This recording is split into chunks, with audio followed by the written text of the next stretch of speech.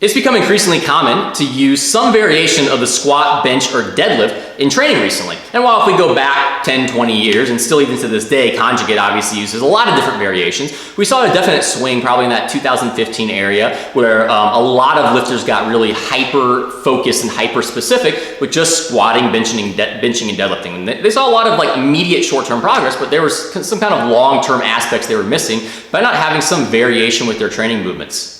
So what I want to do is I'm going to go through my top 3 favorite variations for squat, bench, and deadlift. And this is going to be a 3-part series today, starting with the squat. And really to proceed all 3 parts, we need to understand why variations and what do they accomplish by using them within training.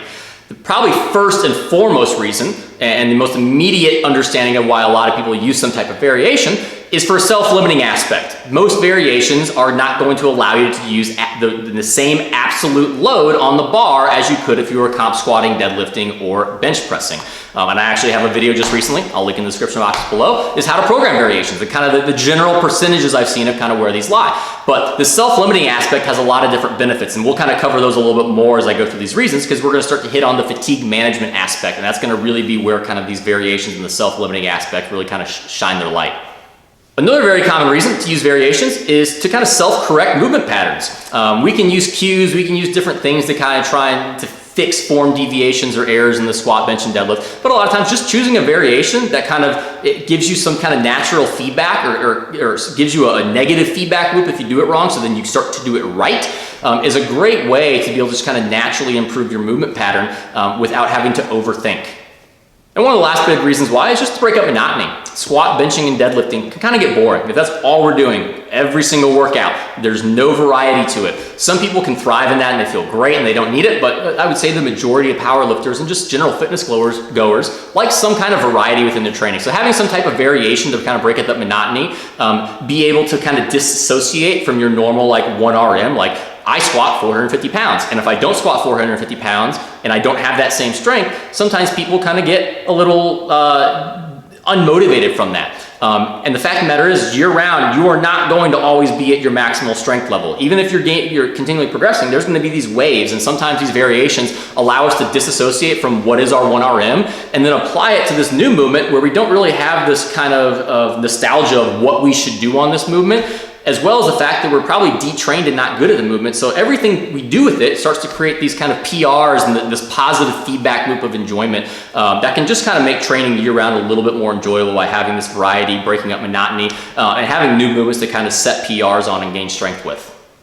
Going back to that first point though, of self-limiting, that really trickles down into being a primary tool we can use in regards to fatigue management. If we squat 3 days a week and all we do is comp squat, we're going to have to do a lot more intensity and volume fluctuation to be able to manage stress day to day, so all 3 days aren't super hard. But if we're using some type of self-limiting variation, we can be able to insert that on days, maybe still push higher relative intensities, maybe still push higher volumes, but because that absolute load is lower, or maybe that variation just in general is a little less fatiguing just because the bar placement or kind of how we perform it is just not as systematically fatiguing on the body. But in some manner, we can start to manage fatigue to where we can still have maybe, in a sense, 2 hard days of training when it comes to maybe relative intensity or volume, but because that self-limiting effect is going to decrease the total training stress, that day is now able to be a lower stress day. We're able to recover from it to then come back around to a higher stress day and feel recovered and be able to perform our highest.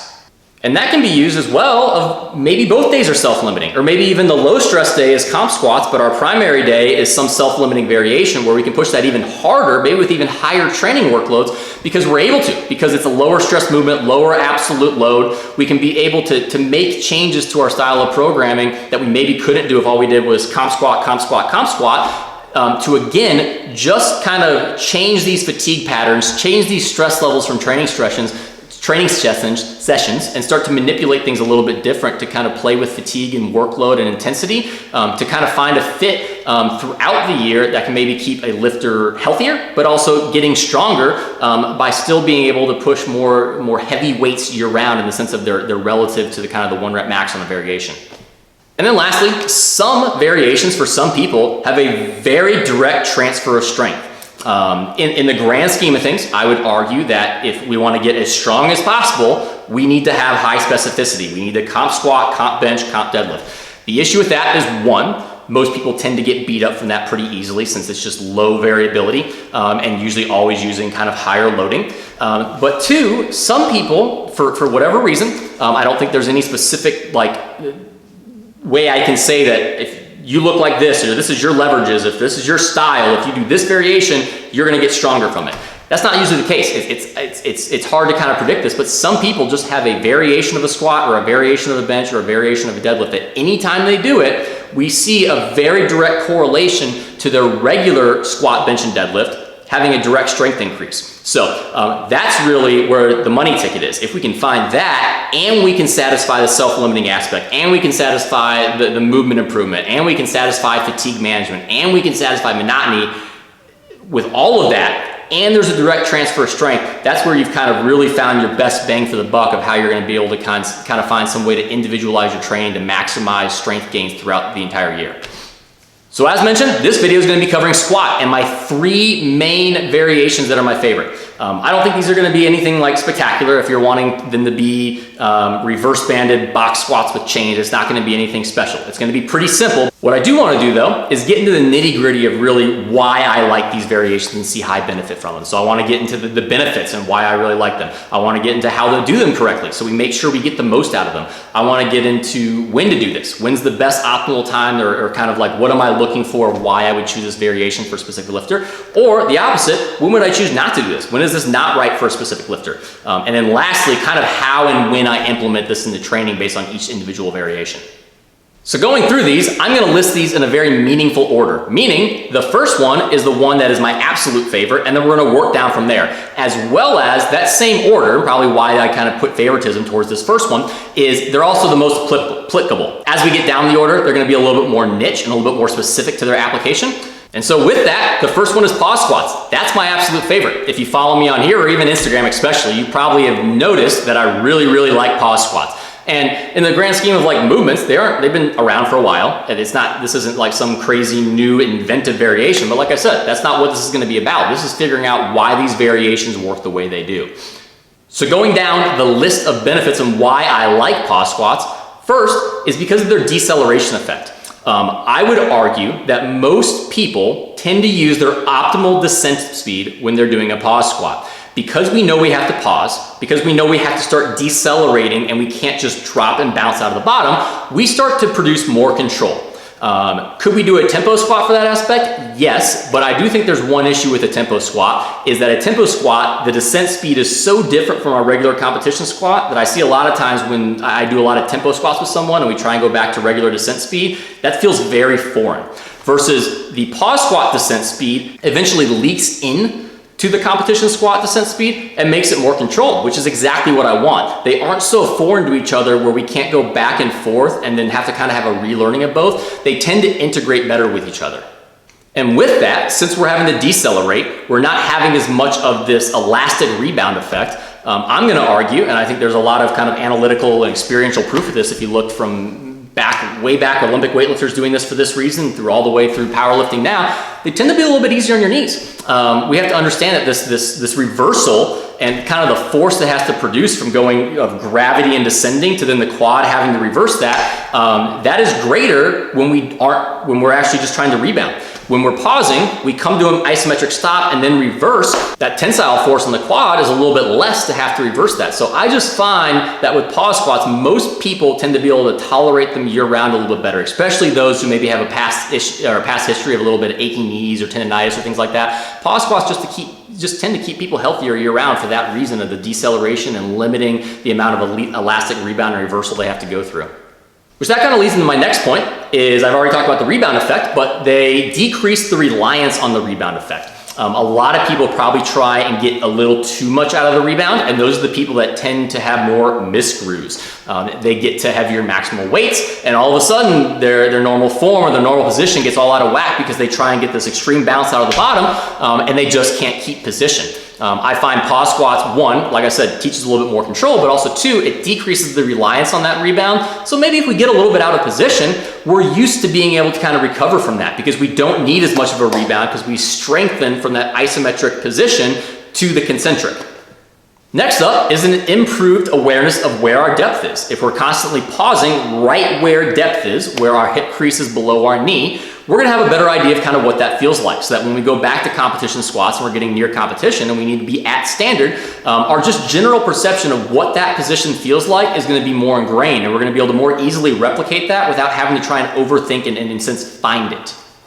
I also think pause squats give an increased foot pressure awareness.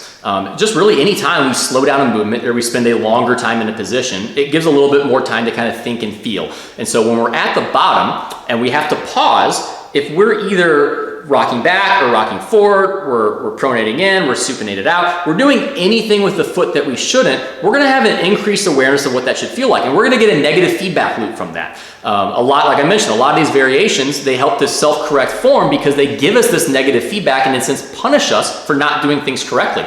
So when we're spending more time in the bottom position, we're gonna tend to bias towards what's gonna feel more comfortable, make us feel stronger, make us feel more stable, make us feel more tight and braced. And one of those things is just having a better increased awareness of kind of how we're biasing with the foot and making sure we're staying on the midfoot and the medial component side to side with our foot pressure, which I kind of alluded to, helps to kind of improve our bracing.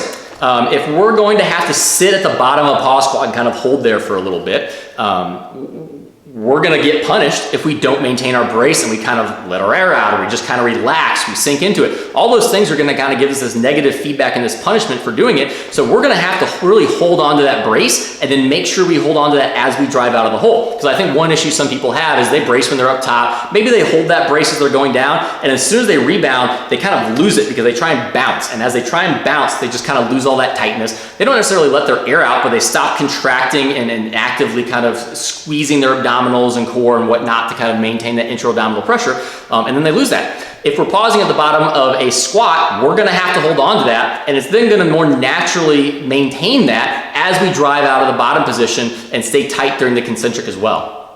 For how to perform a pause squat, it's fairly simple. You're just doing a regular squat with a pause, so there isn't much to some kind of specialized technique for how to do it. But I'm gonna kind of run through some don'ts, because there's definitely some things that people do on their pause squats that can kind of take away from the benefits, so let's cover those. Probably the most noticeable thing many people point out on pause squats is the lack of the pause. So if I'm programming a 1 second pause, it's intentional to be paused for 1 second. If we're running back through some of the benefits of pause squats, such as self-limiting, such as reducing the rebound effect, such as improvement of your perception of depth, improved stability at the bottom, improved kind of general foot awareness, all these things are improved by actually having a prolonged pause at the bottom. So as we get into that pause squat, we're actually going down, pausing for 1 second, and coming back up. The only time that I'm going to say that maybe that isn't as vital is if the main reason for the pause is for some type of deceleration training.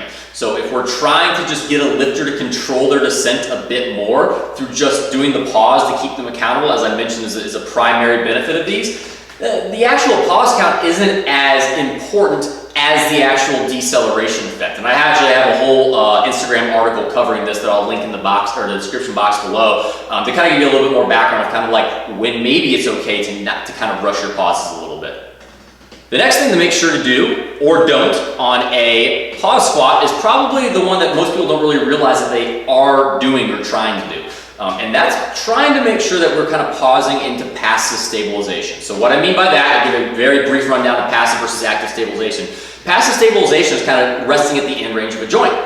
This is the end range of a joint for tricep extension. This is the end range of a joint for a bicep curl, for elbow flexion.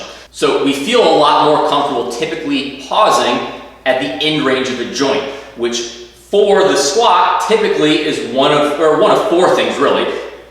Usually it's passive end range of our hip flexion. It is possible, especially with like someone who's more upright or a high bar squatter, or if we're doing like a safety bar squat, the passive end range might be our knee flexion, kind of resting our hamstrings on our calves. Others might kind of find some aspect of passive stabilization with kind of end range dorsiflexion with the ankles, but that's a little bit harder for most people to be able to feel. And the other one would even harder to feel is like in range of ER and IR with the hips. So the one I kind of want to break down is understanding where we kind of need to pause in the passive stabilization with the end range of hip flexion. A common fault I see that's not stopping at end range of passive hip flexion is someone who goes down, they pause, and they just kind of let themselves sink into it. You can see them kind of lose their brace, they lose their tightness, they might have a little bit of loss of pelvic position or thoracic position. They're not pausing really, they're just kind of letting them sink all the way down. They're not really finding this position where they're keeping tight and kind of resting in that passive end range. What I mean by the passive end range is if I go down, right there, I feel the end range of my hip flexion. Right now I'm at depth. My torso is touching my thighs. If I was to move any more, I'm either going to, 1, have to give it the back, 2, have to give it the ankles, or 3, find more knee flexion. For me, that's the perfect spot to pause. And I'm kind of resting on this passive end range, which is giving me this improved stability. Active stabilization would be resting like in between where we're actually having to rely fully on the muscles to stabilize and there's no joint on joint end range. It's a little bit harder to do. Not saying people don't do it, and if your squat biomechanically requires that, you're going to need to pause at that point because our real goal is to kind of pause just below depth. But for most people and how they set up their squat and how I'm typically trying to teach their squat is in some way making sure that our passive end range or hip flexion is right when we hit depth because it gives a good kind of internal feedback loop of knowing exactly where we need to pause, exactly where depth is, and on a regular squat where we need to rebound from. The next don't per se of pause squats is don't dive bomb it. That should be fairly obvious with a lot of the benefits I've talked about, especially the deceleration aspect, is the whole point is to not dive bomb it and to find a little bit more control as we go down to kind of control and manage these positions. Now, I will say one of the reasons I program pause squats is usually for the vast majority of people, they're going to not dive bomb it because there's an immediate negative feedback when we do. It's very hard to pause and find real good stability at the bottom if we're just dropping as fast as we can. We're gonna get real shaky, we're gonna lose position. So naturally for most people, inadvertently, it's gonna force more control and take out the dive bomb. But even with that, sometimes maybe at more maximal weights for some people, they feel like they start already kind of internally thinking, oh, I'm probably gonna pause a little bit shorter, I'm gonna need to try harder to get a rebound, and even though it's a pause squat. Stay away from that. Let that pause squat be self-limiting in the aspect it should, and let the benefits of stability, control, and that deceleration effect take place so that we're creating a good, solid pause position on the bottom. And the last one is don't double bounce. An issue a lot of people will have is they'll kind of get into the pause position. They will actually passively stabilize. They'll kind of rest on that end range of hip flexion or whatever passive end range they're going to rest on. They're tight, but now they know that it's kind of be harder to go from this isometric position to straight up. So what they do is they let this little double bounce happen. We see that on bench as well sometimes. People pause, they sink, and then they reheave to kind of get this just light little elastic rebound effect. That kind of takes the point away. We're trying to create this isometric hold to concentric, which is going to create a different kind of force production needed to kind of not be able to allow that same elastic rebound effect from eccentric to concentric reversal. So we want to make sure that pause is solid, and then we are driving straight out of that pause and not having some kind of double bounce effect to kind of then recreate a possible elastic kind of rebound reversal. So who needs pause squats? Maybe everyone. That's a little bit too broad generalization, but that's also why this is at the top of the list and it's my favorite because it has a very wide application.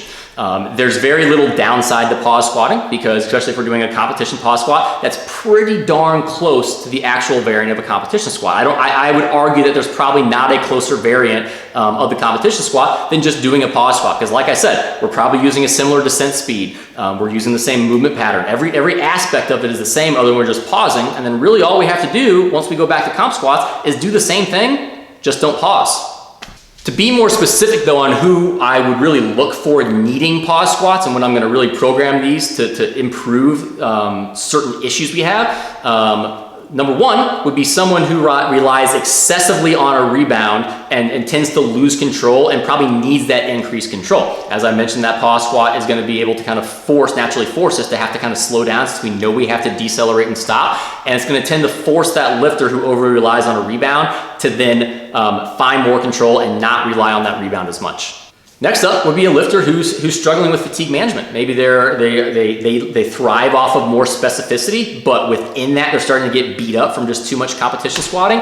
As mentioned, a very close variant, but then still going to be self-limiting in some aspects, so we can decrease that overall loading. We can do some paw squats on one of those days just to be able to manage fatigue better, reduce training stress, but still work at higher relative intensities and higher volumes without having to adjust anything other than the variation itself. I also really like these for those who have a history of knee pain. That includes myself. Like I mentioned, I just think because of the decreased need for reversal, we're gonna have a little less stress on that knee joint. So I just find people who tend to have knee issues can handle prolonged periods of fairly high intensity and higher volume pause squats year round, whereas if we did regular comp squats, they would easily start getting beat up and possibly injured from it. I also like pause squats for those who just want to break up monotony and set new PRs. A pause squat is self-limiting, but it's not super self-limiting. We can still handle some decent loads with it, and people tend to get fairly excited with it. And a lot of times what you'll even see is this is with any variation.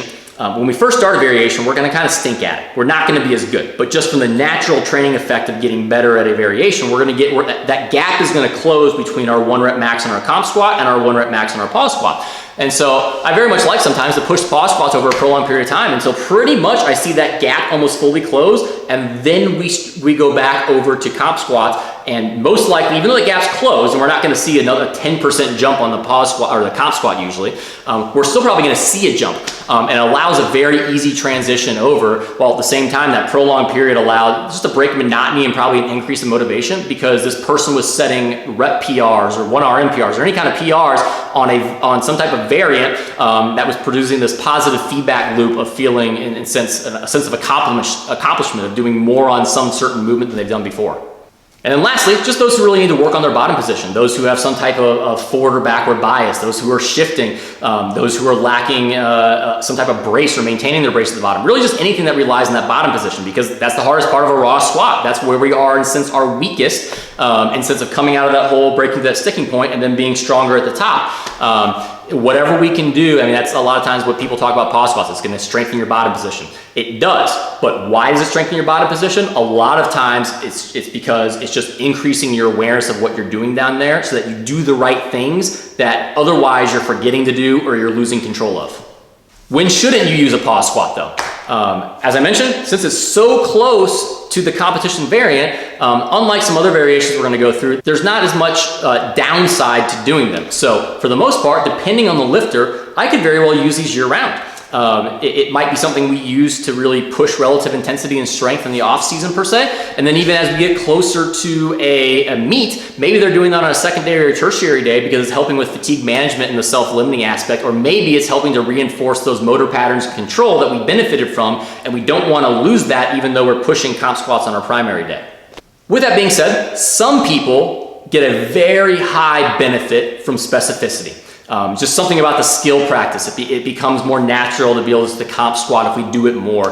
Those are the type of people that we're going to have to pull it out. Or maybe we don't do it very much at all. Maybe that person just really needs high specificity year round to maintain pattern and to feel good every day in the sense of practice. It's just really going to depend on the lifter, but I would say that's more in the minority. Most people can pause squats are a fairly universal variation that we can plug in some manner throughout the entire training year. With that, how and when I implement these is, again, since they're so close of a variant, pretty much any time you would possibly program a competition squat, I program pause squats in some manner. I might even push heavy singles with those, because I think they're a fairly safe and good variation to actually push heavy singles, where I wouldn't say that with other variations. And that really just comes back to the relation and closeness to specificity. So there may be sometimes we're really pushing comp squats for a long time on the primary days. There may be sometimes we're pushing that on the secondary days. There may be sometimes we're stacking that with another variation because one, that other variation has benefits we need, but then we're going to include the pause to then stack those benefits in some manner because maybe we need that increased control or deceleration, which is usually the reason I'd stack it on top of something like a high bar squat or a safety bar squat, is for the deceleration and control benefits.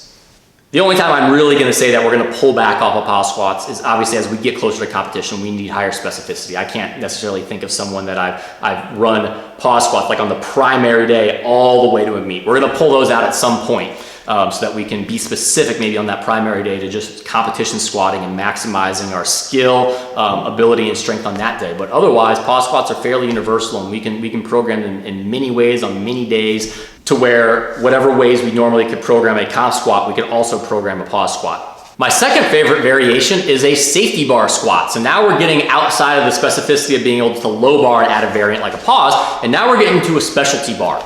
So like as I mentioned, as we get down this list, it's gonna be more specific in the application, but I think a safety bar at the same time is still widely applicable to a lot of people. So looking at the benefits for the safety bar, really if we're looking at the main known benefit, and really I believe why it was created, is it takes out the aspect of shoulder mobility. We no longer have to get in this highly externally rotated, retracted position. It allows us just to be able to get in a very natural position that's not fatiguing on our shoulders. So that can be very beneficial, really for anyone, but especially big guys where a low bar position is it just really beats them up and creates a lot of issues if we do that long term and for long periods of time, or for large amounts of volume. Maybe even more so with that, because like I said, that's a great benefit, especially for the bigger guys who struggle with low bar, but not everyone struggles with a low bar position. The safety bar, even without that though, does a phenomenal job of creating a naturally improved brace and pelvic orientation. As I go through, when we kind of go through the how to do this correctly, is because of this forward weight bias, much like a goblet squat, since that's in front, it naturally has a gravitational pull to bring us down. It's going to really fight against us wanting to extend and anteriorly rotate. So most people who have some type of issue with extension or anterior rotation, put them under a safety bar and then boom, it's fixed immediately without them having to do anything. And so one, that can be a great benefit for them to be able to feel what that position feels like and then translate that. Or two, as I get into later, if maybe improper positions is causing issues with pain or anything like that, we can use a safety bar to kind of manage that a little bit more, or manage fatigue in an aspect so that we can make training more efficient long term by being able to manage those positions optimally. Something else a safety bar can do movement wise, because of that natural pull down, is for someone who might be struggling with the chest fall pattern. I'm not a huge fan of the drive your upper back towards the ceiling. I find that too often that leads to this rib cage flare and elevation. What I do kind of like is using that safety bar to then punish them for that. If someone really likes to fall into that chest fall pattern when they're in the safety bar, that's gonna make that exponentially more. And so they're naturally going to have to fight against that, start to kind of feel what it feels like to fight against that, and then be able to transfer that ability and that pattern and those positions into their regular competition squat. Movement wise, it can also help with someone who might be a little bit hesitant to drive their knees forward. Maybe someone who's been cued for a long time to sit back. Can you sit back with a safety bar? Yes, but it also feels way more natural, much like something like a goblet squat or a front squat, to be able to drive the knees forward, and it actually rewards that. So if someone really is hesitant of driving the knees forward, the safety bar can kind of be a nice introduction to make that process feel a little bit more natural. Much like all these variations, the safety bar is also self-limiting, and for some, it's very self-limiting. If you've watched my how to program variations in the general ranges I see the safety bar generally being somewhere between 87 to 92% of someone's 1RM. That dictates a lot based off of leverages. Someone who's a high bar squatter is typically gonna be better at a safety bar, which also goes usually back to leverages of having shorter femurs in a more upright position. But a safety bar is very self-limiting. So in the aspect of really managing fatigue, it can do a great job of that because we can really reduce that absolute load. And not only do we reduce that absolute load, the safety bar just has a different kind of push and pull against us. So while it's still a squat, we're still using all the same primary movers. In a slight way, it's creating tension and force and muscles in a slightly different manner that I could argue just in a very minute way can change fatigue, in the sense of if we're overworking some muscle group, we might be able to add in a safety bar to kind of create some variability so that we're not kind of fatiguing that same pattern as much over and over and over like a competition squat.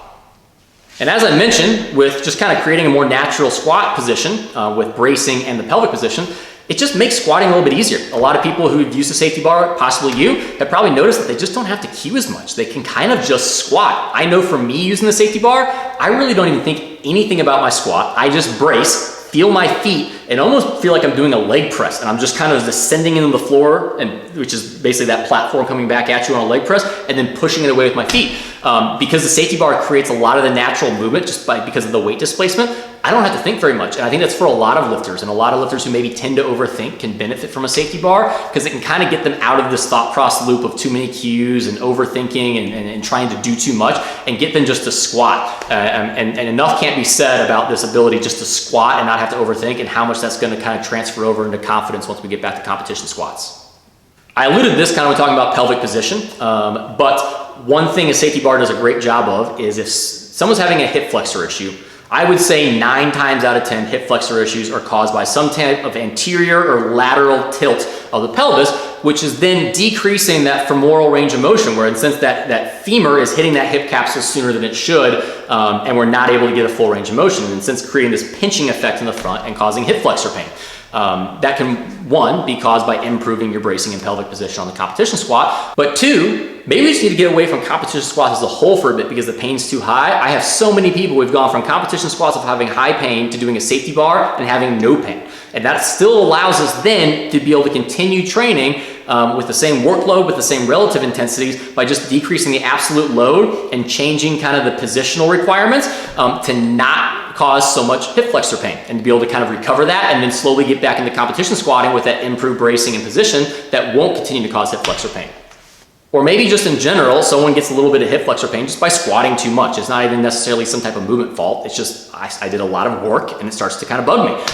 What we could do, talking about fatigue management, is you competition squat on one day, safety bar squat on the other. We can now handle a total weekly workload that's higher if we comp squatted on both days, because that secondary day allows us to kind of get away from that same positional issue that creates kind of the hip flexor pain, the same kind of forces that create the hip flexor pain, allows us to self-limit that, improve kind of that bracing and pelvic position, and then now just be able to handle higher workloads throughout a training week than we would if we just comp squatted on both days.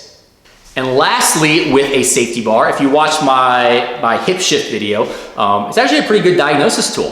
One thing with the hip shift is understanding where is that shift coming from. Is it caused by some asymmetry or bracing pattern with the upper body, or is it caused by the hips and the lower body, whether it's the ankles or whatever it may be? The safety bar takes out the upper body as a variable. So if someone sees a hip shift in a comp squat low bar, but then they go to a safety bar and there is no hip shift, we can have a high confidence that that shift in some manner is stemming from some type of asymmetry or compensation pattern from that upper body, then leaking down to the hips. So it can be a good tool for that. And again, maybe if that hip shift is causing pain, that's an issue. We can use a safety bar to kind of train around that and recover, since it doesn't cause a hip shift, since it was upper body related, improve that upper body position, that compensation effect, and then slowly start working back in those competition squats.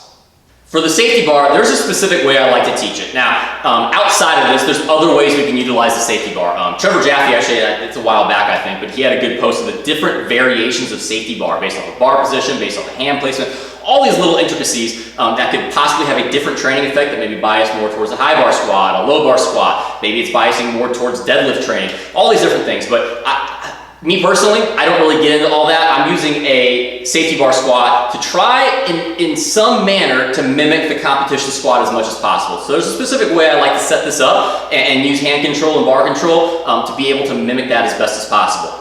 So with the safety bar, especially if you're familiar with it, you understand that there's a forward weight bias. As I kind of pull this up, this basically camber comes forward to displace that weight a little bit forward from us. So that's creating a little bit of a counterbalance effect. Like just the natural gravity is pulling us like this, which is where a lot of those benefits come from that I talked about earlier with kind of creating a better brace and pelvic orientation without you even trying to. With that being said, it also creates a counterbalance effect. And if someone struggles with kind of performing this technique with safety bar, one of the first things I have them do is perform a counterbalance squat so they can get the idea of exactly how I want the safety bar to feel. And so a counterbalance squat, just grab like a 10-pound plate, and from there, really all I'm going to think about is drive my knees forward while I slowly reach this out. And while I slowly reach this out, I'm going to naturally have to hinge and lean with the waist and the torso to counterbalance that. And I'm going to have to stay over my midfoot to make sure that I'm not falling forward or falling back as I counterbalance. So just going through a tempo just to kind of give a slow motion effect of it. I drive the knees forward, I slowly reach this out. Without even thinking, you can see I start to lean to counterbalance that effect because my hips have to go back to counterbalance this weight coming forward. And so this weight comes out. I'm not going to push it too far out, just enough to where it counterbalances. I can save my center of gravity. If it's too far out, then I really have to counterbalance it. I just want a light counterbalance effect. just like a safety bar. The safety bar isn't going super far forward, just a little bit. So if you want to kind of get an idea of what the safety bar should feel like with a lower load, take that 10-pound plate, just lightly reach that forward as you squat down, feel that counterbalance effect as you come down and up. So the same thing's going to happen on a safety bar. Going from step one though, I do like to unrack the safety bar a little bit different. This is going to go back to some of the things that kind of possibly an issue with the safety bar some people have. We need to make sure this is racked correctly, and it's going to help to make sure when we walk it out it's as stable as possible. We really want to make sure that safety bar is very much in a position like a high bar squat. Too often people do one of two things. One, they put it way too low on their back, and then they're kind of, in a sense, cheating the system and making that safety bar easier. Or two, they're resting kind of these handles on their upper traps, which starts to cause a good deal of pain. We start to kind of see some trap binding, some AC joint irritation. We really want to make sure that pad is resting on our upper traps. So my favorite way to be able to do that is don't grab the handles at first. When I get set up, I'm going to set up like I'm going to do a high bar squat, so I can kind of get a little bit of retraction. I can get a good shelf with those upper traps, as well as this is going to help me to walk it out and keep it more stable. So I'm going to grab it in the same position, in a wider position, just like I would if I was going to low bar or high bar squat. I'm going to get under. I'm going to get that set on my upper traps. I'm going to unwrap. I'm going to hold that in the same position as I walk it out. Then, once I am walked out and stable, I'm going to transition. So from there, performing the safety bar squat, as I mentioned, we want that counterbalance effect. If you use a safety bar for it, you know that you probably actually, in reality, you don't even have to use your hands. It'll balance on its own. And you can see, by the way I set up, it has a natural position. And one of the big keys I like throughout the squat is we need to maintain this same bar angle to the floor throughout the entire movement. If we hold on to this and we maintain the same bar position to our body, here's what happens. As we go down, that weight changes its center of gravity, its displacement in relation to our center of gravity. It's the same thing as if I hold it down right here. And it's going to start changing that displacement. It's going to change the effects and kind of the tensile force on our upper back and kind of how we react to that. So what I like to do is, just like the counterbalance, I don't want to push these handles up because then that's going to lower that bar and kind of cheat the system. All I want to do is just very slightly reach those handles forward to counterbalance like I did with that 10-pound plate, because you'll see as I go down now, those handles stay in the same relation to the floor the entire time. And then as I come up, they kind of come back with it. And that's going to allow that weight displacement to stay the same throughout the entire movement and not change as we're going up and down. Because the biggest issue most people have on a safety bar is they pull those handles down as they go down. As they come up, it's going to pull that chest down. Versus if we can just lightly reach those handles out like that counterbalance squat, it's going to allow a lot more natural squat movement that, again, like I said, the reason I teach this, it's going to be, to me, it has a lot more carryover to what a competition squat's going to feel like. Lastly, for the do's and don'ts of safety bar squat, again, if you've used the safety bar before, you know this, and you may have already experienced this, but there is a right side up for most safety bars. This camber angle goes with the handles, but for most of them, it's going to angle a different way. We need that to angle down. And really, the easiest way you can know if you got to set it up right is if you're going into the rack, those handles should angle away from you. You'll know if you've got it set up wrong is if you're in that rack and you're approaching that safety bar, those handles are angled towards you. What that's actually going to do, you've probably seen some people, I think Kevin Oak was doing it, I saw some other people doing it. That's actually very similar to the goblet squat setting on a transformer bar. So if you want to do the goblet squat setting on the transformer bar as the regular safety bar, you could do the wrong side up per se. But just know there is a right side up, or else you're definitely not going to get these benefits, and it's going to really cave you forward and make it a lot more difficult. For the safety bar, so who needs this? So I would say the one that's most obvious, again going back to why we like them and why it's a high benefit, is for shoulder mobility. People who really struggle with getting beat up from being in that low bar position can have a very good benefit from either one, subbing in safety bar in the off season just so we can get away from that low bar position and not do it as much, or two, it's very common with my big boys that we might have to low bar squat on that primary day, but all the way up until competition day, we're still safety bar squatting maybe on that secondary day because they just can't handle 2 low bar squat days. It's just too much to be able to get in that position, or just a little bit too much of a load. They just can't handle that total workload on both days. So that safety bar does a really good at self-limiting the workload on the second day, but more than anything gets them out out of being in that position and gets them into more of that kind of internally rotated, protracted position, so we're not kind of forcing ER all the time with our shoulders. The next person who needs this is someone who really struggles with pelvic orientation, someone who's really anteriorly tilting and really struggling with that. Like I mentioned, the safety bar just kind of naturally takes care of that to one, at least get them in that position in the meantime, and two, maybe hopefully kind of teach them what that position feels like and how they should properly brace and orient so that when we go back to competition squatting, they can be able to transfer that. Next up, who would benefit from this and who needs it is chronic overthinkers. If I got someone who just can't get out of their head, they're just constantly overthinking the squat, a benefit of the safety bar is I throw that in, they can start kind of relaxing a little bit. They can just rely on their natural squat pattern and what the kind of the safety bar creates with that counterbalance effect, and they can get out of this overthinking habit.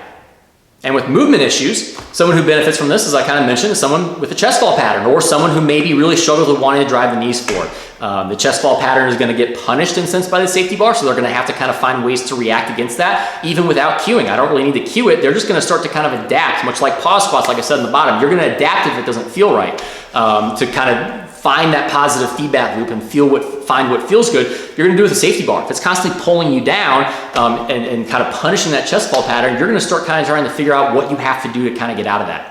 And I've kind of alluded to this, but I'm going to program safety bar for people who just maybe get too beat up from comp squat twice a week. And that doesn't even mean just shoulder mobility or shoulder aspect. That could just be just generally comp squatting twice a week. Someone gets really beat up from that. And so we'll use a safety bar as a tool, almost maybe even year round, like I said, to be able to kind of manage fatigue on that secondary day, because it really does self-limit in a good way. But we can still get benefits of squatting.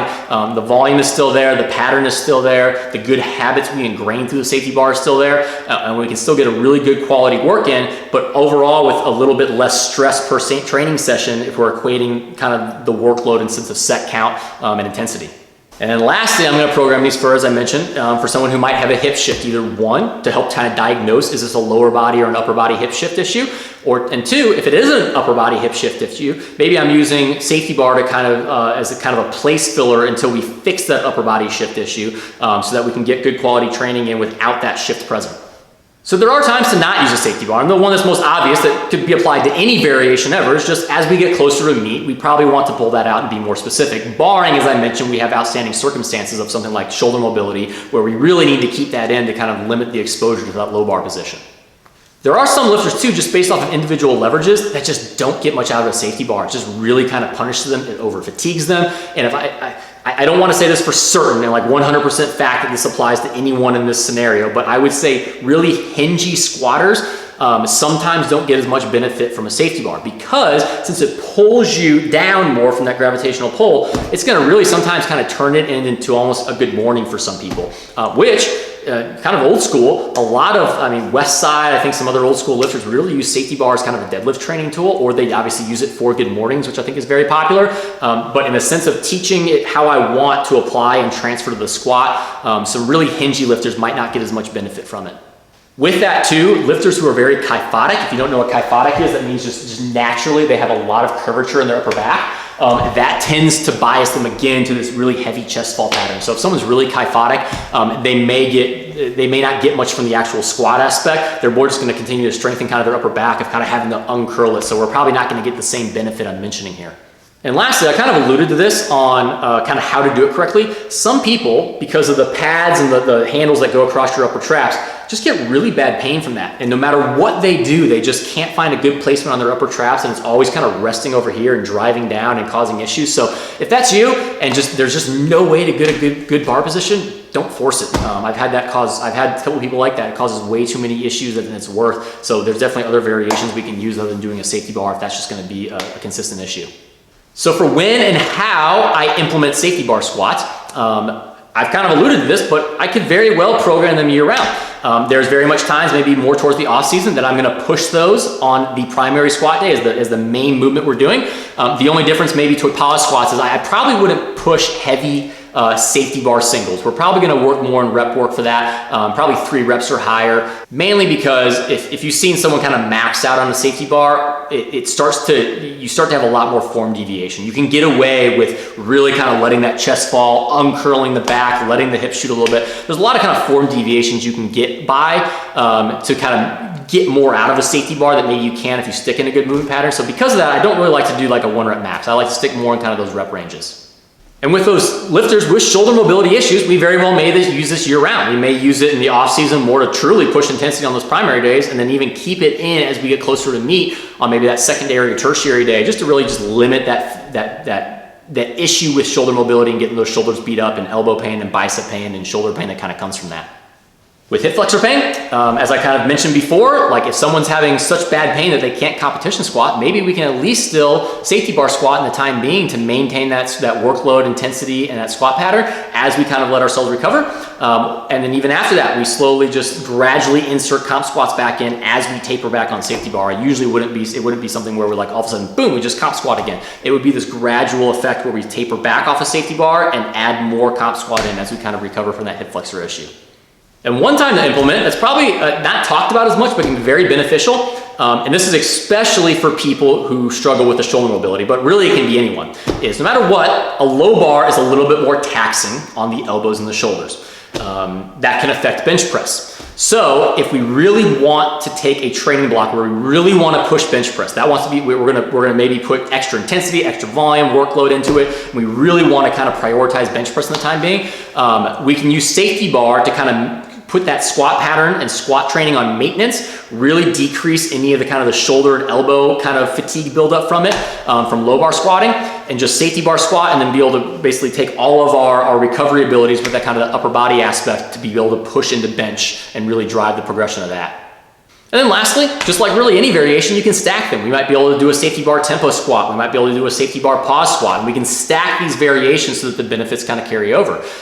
We might be doing a safety bar squat in the sense of creating better bracing and pelvic orientation, while we also do a pause squat to improve control. And they kind of stack onto each other of kind of creating just much better control and movement patterns in the squat that hopefully then we can transfer over. So we can definitely stack those in whatever way is going to best be able to benefit the lifter, but always making sure we have a reason behind it, not just doing it because it looks cool and someone else is doing it.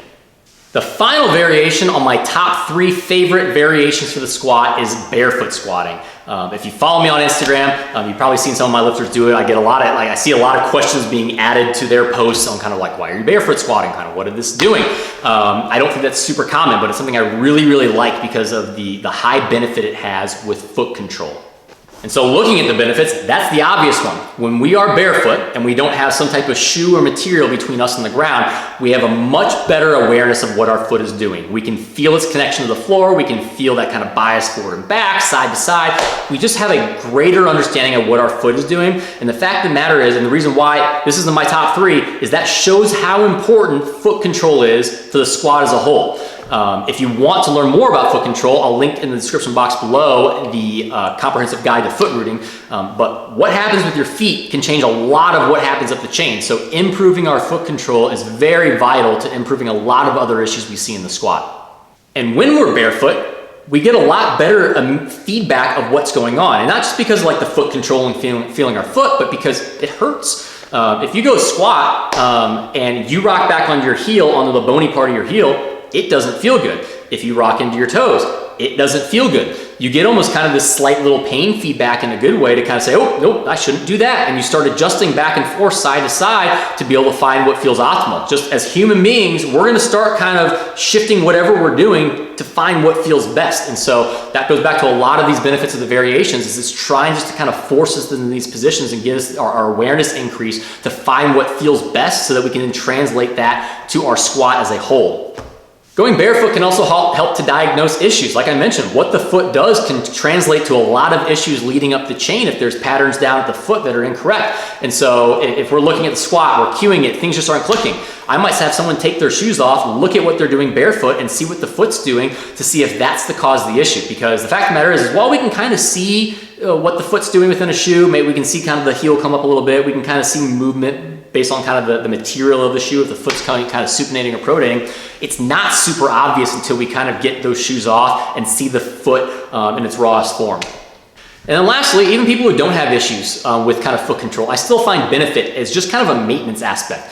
Maybe closer to a meet we're not doing it, but maybe in the off season, just as a maintenance so they can continue to have this kind of some type of skill practice of understanding foot rooting and control. We do some barefoot on their tertiary day just to be able to kind of maintain that so that they can transfer that into their normal shoe, whether it's flat or heeled squat. For how to properly barefoot squat, there's not much to it. It's just simple. You're gonna squat without shoes on. If you squat in flat-soled shoes, that's pretty simple. You're just gonna squat without shoes. I typically will still squat with socks on, mainly just because I already have them on and I don't take them off. If you're on a slippy surface, maybe then you'll just go without socks so you can get a little bit more grip, but in reality, I probably wouldn't recommend squatting barefoot on a slippy surface in the first place. But with that, the sock isn't gonna create any type of masking effect. That's so thin that you're still gonna get the benefits of being able to really get a good feel of your foot connection with the floor. The one thing I do wanna show though, and especially I've seen a lot of questions pop up because Sean Noriega has been doing this, and obviously with his following and all the people watching, they've been like, what are you doing? I personally don't use flat-soled shoes. So how do you squat barefoot then? Because I can't squat barefoot without some type of heel rise because I'm gonna start to lose ankle position and have some issues there with my movement. So we're gonna put plates under your heels. And that's how we're gonna be able to fix that. With that, we need to match heel height. If you use a 0.5-inch heel or like the Adidas Powerlifts, this isn't universal, but if I was the case, I would use a 5-pound plate or a 2.5 kilo plate. Those are usually about a 1/2 inch. If you use a 0.75 to 1-inch heel, you're probably going to need to use a 10-pound plate like I've got on the floor because I use the Romaleos. Or if you're using kilo plates, that's typically a 5-kilo plate. Biggest thing to make sure though is the plates have to be flat. Like you can see here, this plate is flat. That is going to completely work. If you have some type of different plate or you're in a commercial gym with those little rubber plates that have holes in them and they're going to wobble or there's not going to be a perfectly flat surface, that's not going to work for you and that's going to be an issue. As long as you have a perfectly flat plate, you should have 0 issues with stability.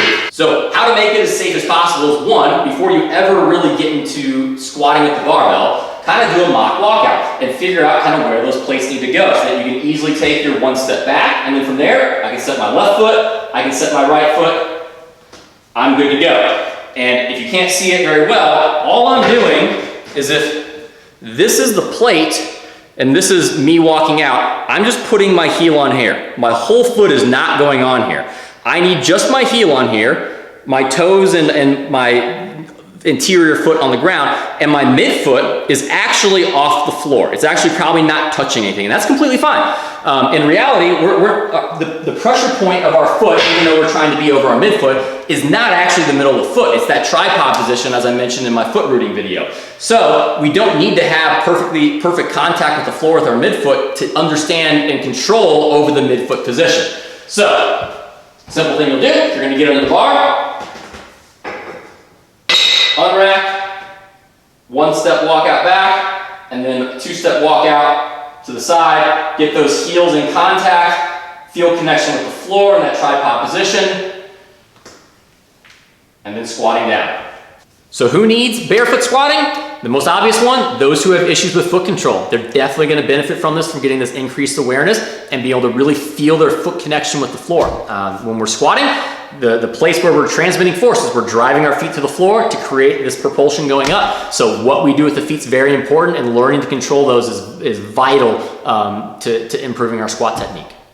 So kind of building off of that, it's really going to help those who bias forward and back. I think that maybe is one of the biggest benefits is if you bias too far back on your heel, you're going to feel it. If you bias too far in front on your toes, you're going to feel it. It's going to start making what midfoot is feel a lot more natural to you, because you can use the term midfoot, but a lot of people don't even really know it. They know what it means, but they've never felt it. Once you go barefoot, you're going to much more likely feel what that midfoot position is and how to maintain that tripod foot so that we have even distribution of all 3 pressure points. A common error in the squat is knee valgus, and someone who really struggles with knee valgus could very much benefit from barefoot squatting, either 1, to improve foot control, or 2, improve foot strength. If we're going to be squatting barefoot, we're going to have a better control and position of our foot and make sure we're not letting ourselves kind of pronate in and collapse into our arch, which that collapse into our arch and then driving through that inside of the foot is the primary reason one of the primary reasons most people have this internal rotation of the femurs in the sense of kind of a movement fault. So going barefoot can kind of help with that, either 1, to diagnose why we're getting knee valgus, aka because of that pronation, or 2, being able to learn control or strengthening the foot so that we can maintain that medial component of the foot and pressure so that we don't bias internally and create that internal rotation.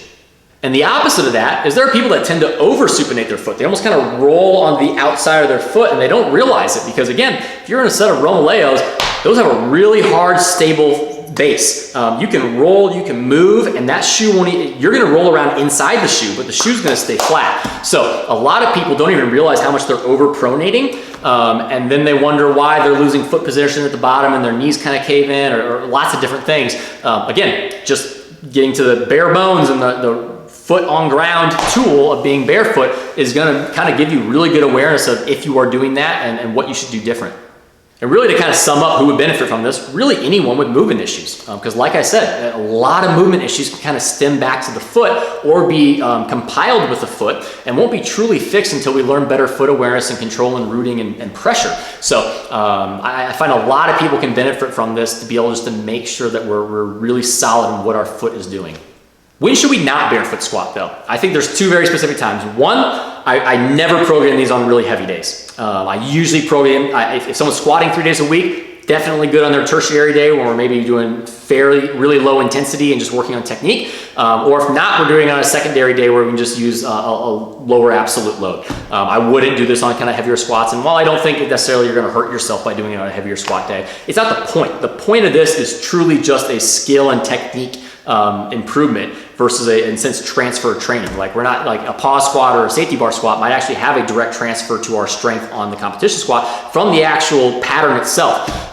Barefoot squatting is not, the translation of that is the improvement of technique. So it's best used on a day where we're emphasizing technique, not on a day where we're emphasizing intensity and absolute load.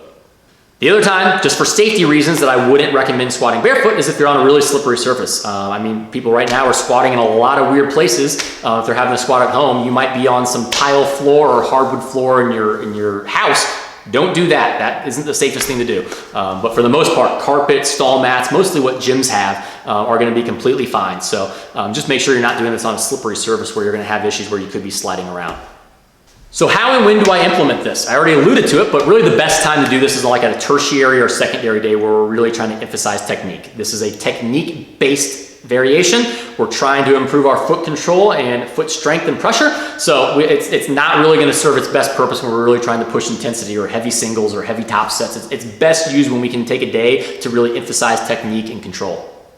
It can definitely be stacked with other variations too, because we don't have to do this on a competition squat. We can very much, again, self-limit loading on a tertiary day to really reduce absolute load so we can really focus on technique of doing something like a high bar or safety bar squat barefoot to be able to, one, self-limit the variation, but two, then be able to really focus on technique with the foot.